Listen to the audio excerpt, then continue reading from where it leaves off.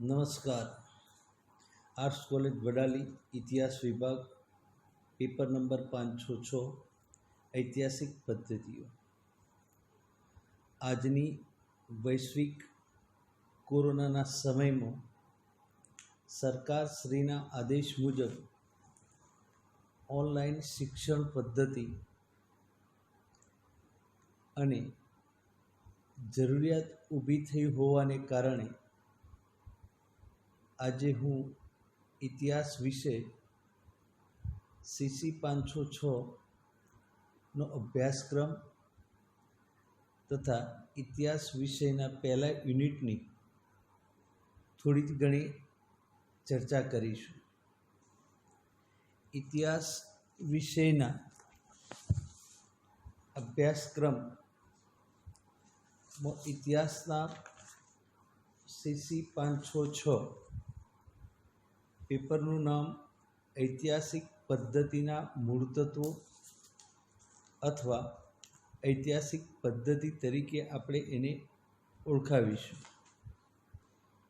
એકમ નંબર 1, એકમ નંબર 2, એકમ નંબર 3 અને એકમ નંબર 4 એમ કુલ 4 એકમોની અંદર આપણો અભ્યાસક્રમ વહેંચાયેલો છે, જેમાં એકમ નંબર 1ની અંદર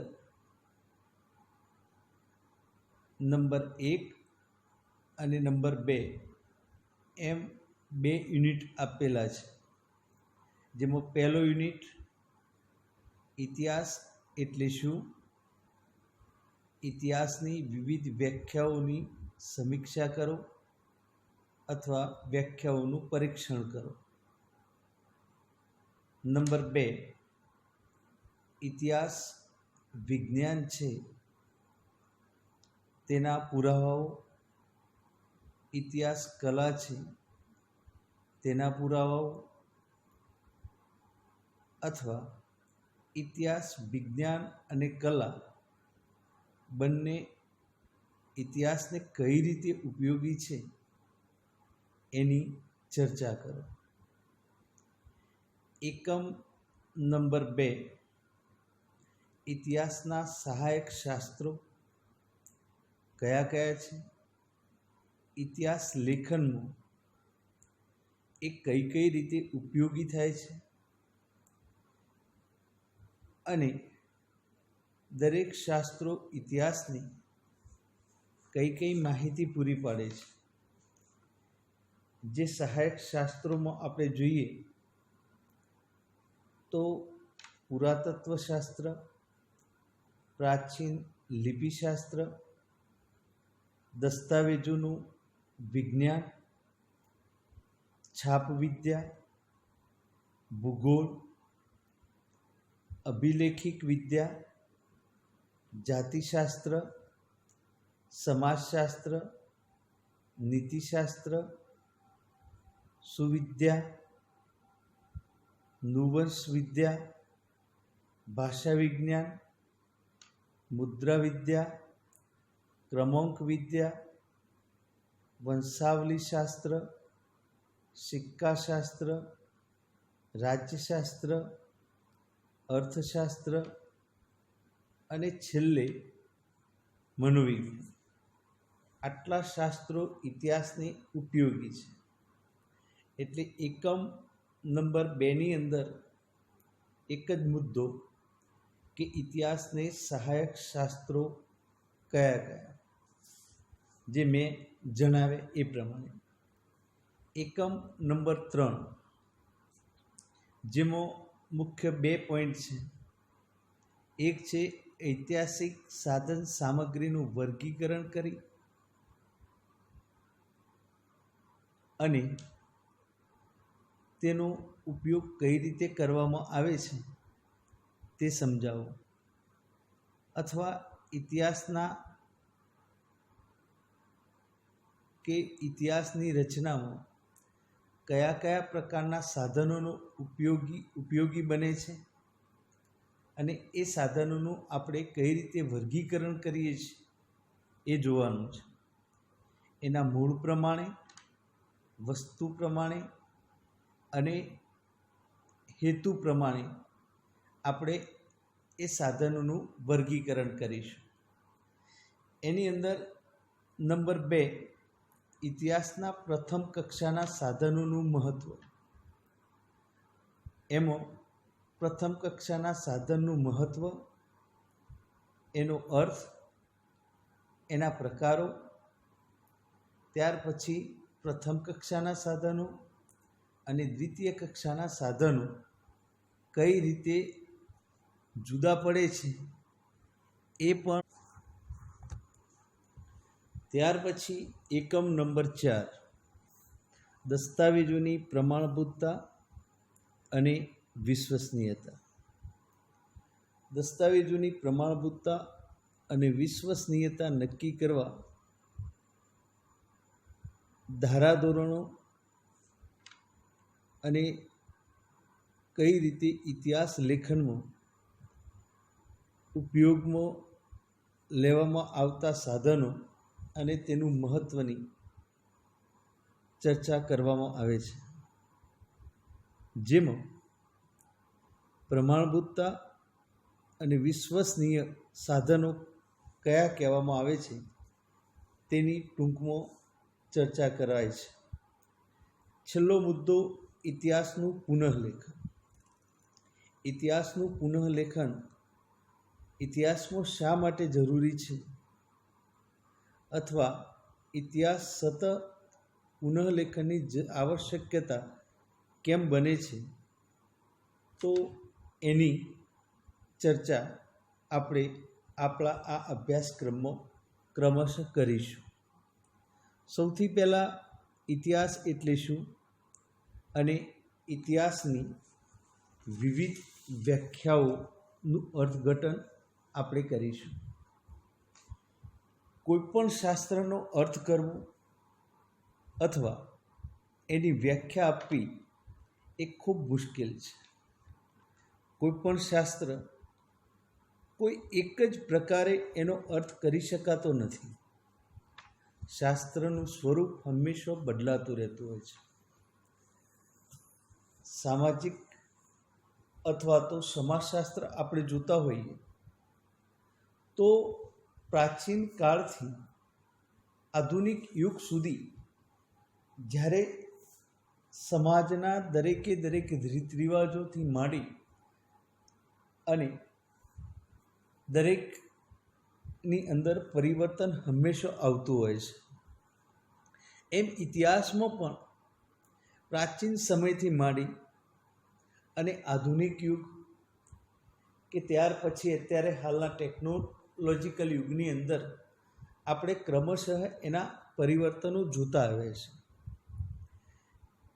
જેમ કે ઇતિહાસની અંદર સમય, સ્થિતિ અને સ્થળ પ્રમાણે દરેક શાસ્ત્રનું સ્વરૂપ બદલાતું હોય છે. ઇતિહાસ પણ એક શાસ્ત્ર હોવાથી આ વિધાન સંપૂર્ણતઃ લાગુ પડે છે. ઇતિહાસનો અર્થ કરવો એના માટે સૌથી પહેલાં રાજ્ય, સમાજ, વ્યક્તિની અને માનવ જીવનની અંદર આવતા પરિવર્તનો અથવા તો એની ઉથલપાથલોની પ્રક્રિયાઓ આપણે સમજવી જરૂરી છે. સમાજ સાથે મોટે ભાગે દરેકે દરેક તાણાવાળાઓ, કે એ રાજ્ય હોય કે ત્યાર પછી વ્યક્તિ હોય કે વ્યક્તિના કે સમાજના જીવનની થતી ઉથલપાથલો હોય કે રાજ્યના કોઈ ઉથલપાથલો હોય, એ દરેકે દરેક પ્રક્રિયાઓ સમયની સાથે અને જેમ જેમ એનો વિકાસ થતો જાય તેમ તેમ કંઈકના કંઈક એની અંદર પરિવર્તનો આવતા હોય છે. આમ જોઈએ તો પ્રક્રિયાઓએ ઇતિહાસના ઘડતરમાં મહત્ત્વનો ફાળો આપેલો છે. આ દરેકે દરેક વિષય વસ્તુ આપણે સમજવી હોય તો ઇતિહાસનો અર્થ સમજવા માટે ઇતિહાસને આપણે યુગો પ્રમાણે થોડે ઘણે અંશે આપણે ચર્ચા કરવી પડે. એની અંદર આપણે જોઈએ તો પ્રાચીન યુગ, મધ્યયુગ અને ત્યાર પછી અર્વાચીન યુગ, એમ 3 યુગોની આપણે ચર્ચા કરીએ તો સૌથી પહેલાં આપણે જોઈએ તો પ્રાચીન યુગ. તો પ્રાચીન યુગ એ કેવો યુગ હતો, અથવા તો પ્રાચીન યુગની અંદર આપણને શું જોવા મળતું? તો પ્રાચીન યુગમાં રાજાઓ, મહારાજાઓ, ઉચ્ચ રાજવંશો, યુદ્ધો અને ત્યાર પછી અમાનુષી પ્રકારના શૌર્યસભર કાર્યોનું વિશેષ મહત્ત્વ હતું. રાજા એટલે એ પ્રજાનો એક મહાન વ્યક્તિ, એટલે કે ઈશ્વરીય પ્રકારનું એક શૌર્યભર એ માનતો હતો. એટલે એક જ વ્યક્તિના હાથમાં એક સત્તાનું કંટ્રોલ હતું. ત્યાર પછી એ સમયે ઇતિહાસ જે લખાતો હતો એ ઇતિહાસની અંદર આપણે જોઈએ તો જે તે ઇતિહાસકારોએ એ વખતે પુષ્કળ વર્ણન કરી અને પાનાઓ ભરવાની એ વખતે એક આગવી શૈલી હતી. અને જે ઇતિહાસને આપણે વર્ણનાત્મક પ્રકાર પણ કહેતા હતા. એ સમયે ગ્રીસનો હેરોડોટસ, એટલે ગ્રીસના ઇતિહાસકાર હેરોડોટસ અને ત્યાર પછી થ્યુસીડાઇડસે પણ એ કૃતિઓ, એમની જે કૃતિઓ હતી એ એવા પ્રકારના ઇતિહાસની આપણે ગણાવતા હતા. પ્રાચીન ભારતમાં રામાયણ અને મહાભારતને આપણે 2 મહાકાવ્યો હોવા છતાં પણ એ પ્રકારના વર્ણનો કે અહેવાલો અને તેનું હાથ એ ઇતિહાસમાં આપણે ખૂબ ઓછું આપીએ છીએ. એ સમયનો ઇતિહાસને વીરોના સમ્રાંગણ તથા પરાક્રમોના વર્ણનોનો અહેવાલ સિવાય આપણને એ ઇતિહાસમાંથી ખાસ કંઈ ઓછું મળે છે. ત્યારબાદ આપણે ચર્ચા કરીએ તો મધ્યયુગ. મધ્યયુગ એ સામંતો, ત્યાર પછી અમીરો, ધર્મગુરુઓનો ઇતિહાસ તરીકે આપણે ઓળખાવીએ છીએ. એમાં સામંતો, અમીરો અને ધર્મગુરુઓ એક કેન્દ્ર સ્થાને રહેતા હતા. સમાજ અને રાજકારણ પર સૌથી વધુ ભય ફેલાવ્યો હોય કે સૌથી વધુ ઉમરાવો અને ધર્મગુરુઓનું વિશેષ પ્રાધાન્ય રહેતું હતું. આ યુગમાં સામાન્યતઃ સાંપ્રદાયિકતા તથા સામંતવાદનું યુગ તરીકે ગણવામાં આવે છે. સામંતોએ પોતાની સત્તાઓ સ્થિર કરવા માટે રૂઢિચુસ્ત લોકોની ધાર્મિકતાઓ વિશે ખૂબ મદદો લીધી. આ યુગને આપણે ધર્મમૂલક યુગ તરીકે પણ થોડે ઘણે અંશે કહી શકીએ છીએ, કારણ કે યુરોપમાં મધ્યયુગનો ઇતિહાસ એ ધર્મમૂલક બન્યો હતો. વળી મોટાભાગના લેખકો પણ કેવા હતા તો ધર્મગુરુઓ હતા. સંત ઓગસ્ટીને પણ ઘણા મહત્ત્વના ગણી શકાય. ઓગસ્ટીને તો પોતાની કૃતિમાં પાપ, પુણ્ય, સ્વર્ગ અને નર્કની પણ ચર્ચા કરી છે. કારણ કે પ્રજાઓ ઉપર પોતાનું આધિપત્ય સ્થાપવા માટે કંઈ પણ કાર્ય કરે એટલે એને પાપ ગણવું. ત્યાર પછી પુણ્ય, સ્વર્ગ અને નર્કની એમણે વ્યાખ્યાઓ આપી. ત્યાર પછી યુસેબિયસે પોતાની કૃતિમાં ખ્રિસ્તી ધર્મ અને દેવળોના ઉદયનો અહેવાલ પણ એમણે ગણ્યો છે. તો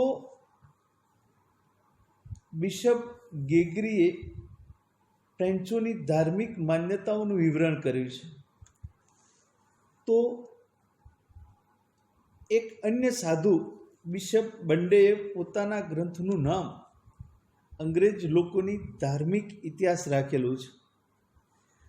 તેથી ભારતમાં આ યુગ મુસ્લિમ તવારીખકારોએ મુસ્લિમ શાસકોની ધાર્મિક પ્રવૃત્તિ વિશે પણ પ્રકાશિત કર્યા છે.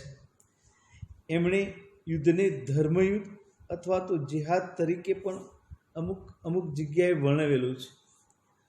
એમ 19મી સદીમાં ધર્મ સુધારણા આંદોલનો શરૂ થયા છતાં મુસ્લિમ તવારીખકારોએ મધ્યકાળમાં, વિશેષતઃ સલ્તનત યુગમાં, ઇતિહાસમાં ધાર્મિકતાને વિશેષ સ્થાન આપ્યું છે. આમ ઇતિહાસની મધ્યયુગ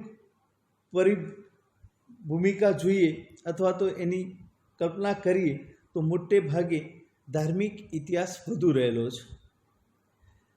છેલ્લે આપણે ચર્ચા કરીએ તો અર્વાચીન યુગ.